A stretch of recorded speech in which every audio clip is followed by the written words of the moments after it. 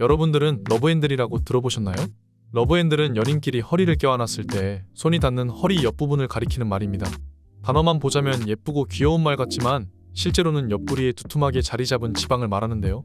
이 옆구리살은 제거하기 가장 어려운 부위 중 하나라고 알려져 있지만 이것을 빼는 방법은 생각보다 간단합니다. 굶을 필요도 없고요. 살이 찔 때 가장 처음으로 찌는 부분이 이 러브핸들 부분이고 가장 늦게 빠지는 부분 역시 러브핸들입니다. 지금 알려드리는 방식으로 다이어트를 접근하신다면 결국 사라질 것들이기 때문에 걱정하지 않으셔도 괜찮습니다. 첫 번째는 영양 섭취입니다. 당연한 말이지만 지방을 빼려면 칼로리가 결핍 상태가 되어야 합니다. 하지만 실제로 칼로리가 결핍된 상태가 된다 한들 러브핸들이 바로 빠지지는 않죠. 살은 얼굴, 가슴, 어깨와 윗배가 빠지고 나서야 러브핸들이 빠지기 시작합니다. 이것이 저희가 꾸준히 다이어트를 해야 하는 이유이죠. 늘 마음먹고 공격적인 다이어트를 시작하여도 오래 지속하지 못해 러브핸들이 빠지는 기간까지 도달하지 못합니다. 그래서 얼굴과 가슴살만 조금 빠지다 다시 다이어트를 포기하고 살이 찌는 무한굴레에 빠지게 됩니다. 그래서 대부분 사람들에게 가장 좋은 목표는 일주일에 약 0.5kg의 감량을 목표로 해야 합니다. 이 말은 즉 매일 필요한 섭취 칼로리에서 약 500칼로리 정도를 적게 먹어야 한다는 뜻입니다.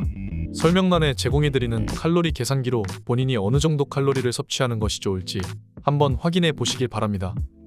두 번째는 어떤 운동을 하면 좋을지에 대한 내용입니다. 일단 웨이트 트레이닝을 통해 등상부와 어깨 근육의 크기를 늘려주면 허리가 더 작아 보이는 효과를 얻을 수 있습니다. 또한 웨이트 트레이닝 없이 다이어트를 하게 된다면 근육 손실이 더 많이 일어나 나중에 요요 현상이 더 심하게 일어날 가능성이 높습니다. 그렇다고 많은 양의 웨이트 트레이닝을 할 필요도 없는데요. 일주일에 한 근육당 3에서 6세트만 하더라도 근성장을 이룰 수 있다는 논문이 있는 것처럼 일주일에 주 3회 정도 운동을 해주시면 충분합니다. 하지만 웨이트 트레이닝은 근육을 키우는 데는 좋지만 칼로리를 소모하는 데는 효율적이지 못한데요. 그렇기 때문에 저희는 추가적으로 유산소 운동을 통해 칼로리를 결핍시켜줘야 합니다. 유산소 운동이라는 내용이 나오자마자 영상을 나가고 싶으신 분들도 있겠지만 러브핸들을 제거하는 데까지 필요한 유산소 운동은 여러분들이 생각하는 것만큼 격렬하고 많은 양이 필요하지 않습니다. 간혹 아무 운동도 하지 않고도 러브핸들이 없이 날씬한 몸을 가진 사람들을 보셨을 겁니다. 그 사람들은 비교적 활동적이고 오래 서 있는 직업을 가진 사람들인데요. 그런 사람들과 사무직이나 장시간 앉아서 활동하는 사람들의 칼로리 소모량을 비교한 결과 700칼로리 넘게 차이가 나는 걸 확인했습니다. 그렇기 때문에 저희는 미친 듯이 뛰고 운동하는 것보다 꾸준히 운동하는 것이 중요하다는 것을 알아야 합니다. 우선 하루 걸음수를 휴대폰이나 만보기로 측정하시고 하루에 2000보씩 늘리는 것을 목표로 해주세요. 그렇게 하루에 8000보에서 만보까지 도달할 때까지 꾸준히 해주시면 됩니다. 이것만으로도 굳이 유산소 운동을 따로 하지 않더라도 일일 칼로리 소모량에 큰 차이를 만들 수 있습니다. 추가적으로 저강도 유산소 운동을 추가할 수도 있지만 이는 달리는 것을 좋아하는 사람만 하시길 바랍니다. 굳이 달리기도 싫고 꾸준히 할 수 없는 일에 시간 소모와 스트레스를 받지 마세요. 그저 강아지와 산책하기, 자전거 타기, 수영 등 좋아할 수 있을 정도의 수준으로 활동해주는 것을 목표로 해주시길 바랍니다. 이렇게 작은 목표부터 꾸준히 해주시면 놀라운 효과가 생길 거예요. 하지만 어느 지점부터 체중 감소가 막히는 시점이 올 겁니다. 신체는 체중이 감소함에 따라 더 적은 칼로리를 태우기 때문인데요. 인간은 무의식적으로 지방을 보존하기 위해 몸을 덜 움직이도록 진화하였기 때문입니다.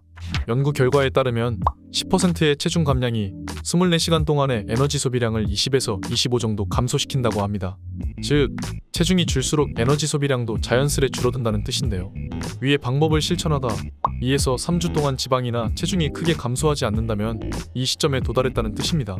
그럴 때 괜히 마음이 급해져서 급격하게 식단을 바꾸거나 운동량을 늘리지 마시고 하시던 거에서 하루 100칼로리 정도 더 줄여보고 걸음수도 몇백 보 더 추가하는 수준으로 점진적으로 천천히 강도를 늘려주시면 됩니다.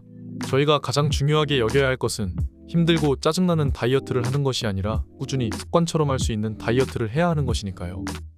여러분들이 SNS나 유튜브를 보면서 근육이 쫙쫙 갈라지고 군살이 하나도 없는 몸을 보며 그렇게 되고 싶다는 것을 잘 알고 있습니다.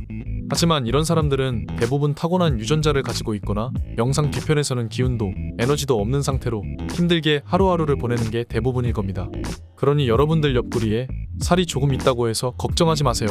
저희는 그저 한 발씩 천천히 나아가고 그것을 꾸준히 이룰 수 있다는 노력의 가치를 얻는 것이 더 중요합니다. 그렇게 하다 보면 몇 개월 뒤에는 저희도 뱃살이 없는 튼튼하고 예쁜 몸매를 가지고 있을지도 모릅니다. 오늘 영상 도움이 많이 되셨다면 구독과 좋아요를 눌러주세요. 영상 제작에 많은 힘이 됩니다. 감사합니다.